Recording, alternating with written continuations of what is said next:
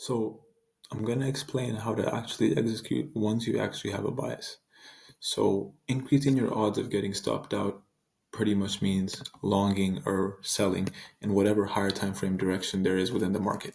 In other words, bias needs to be established, right? And once you determine that, say bias is bullish, right?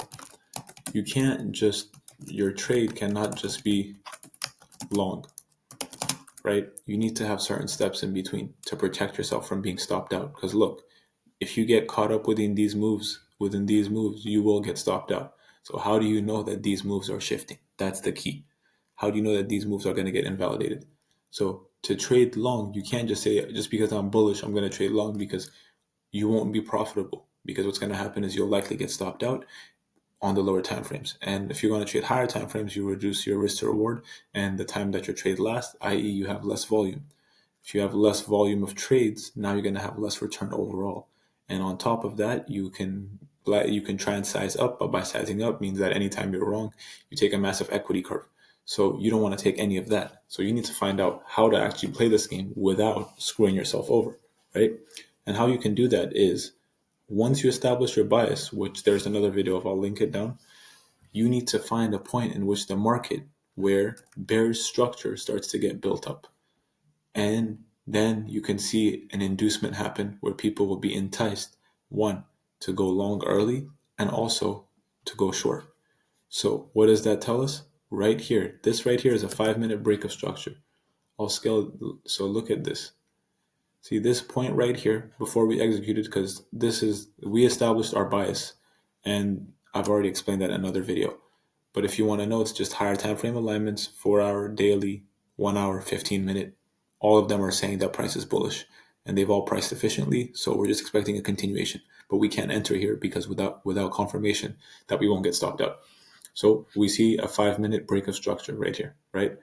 It's been marked as IB. IB standing for internal break of structure, right? So once we get said internal break of structure, what we're going to need is a few things, right? We're going to need price to do one thing. One, validate bearish structure initially. And then we want to see price invalidated on the lower time frames. Because once that happens, that's the time at which we'll pretty much be good to go. Because without that, we're pretty much gambling. So how can we predict this? Look, price makes the internal break of structure that I just mentioned. Price is pricing in a bearish manner. You have a bearish trend that's happening on the lower time frames, right? Up, down, up, down, up, down, up, down. Well, more like down, up, down, up, down, up, down, up. Finally, we flip structure here, right? We go down, up, and then we make a new high, right? We break structure here. I'll actually mark it out. And we pretty much change character here on the lower time frames, right? At which point we leave an order block. And now we've pretty much decided to what? Validate this bearish order block short term by making this reaction. But we've changed character on the lower time frames. We want to see if this bullish order block that I marked right here is going to be validated. So how do we know that? We want to see price come into it, and instead of continue through it, we want to see price go ahead and validate it and break structure off of it to the upside. So what happens? Exactly that. And why do we know that this is going to happen? Because it's in the direction of the overall high time frame bias. This right here is a 5-minute retrace off of a 15-minute expansion. Does that make sense? So you need to take the higher time frame picture and then execute. So after that break of structure, you pretty much set up your execution, right? And you pretty much execute a very, very banging trade.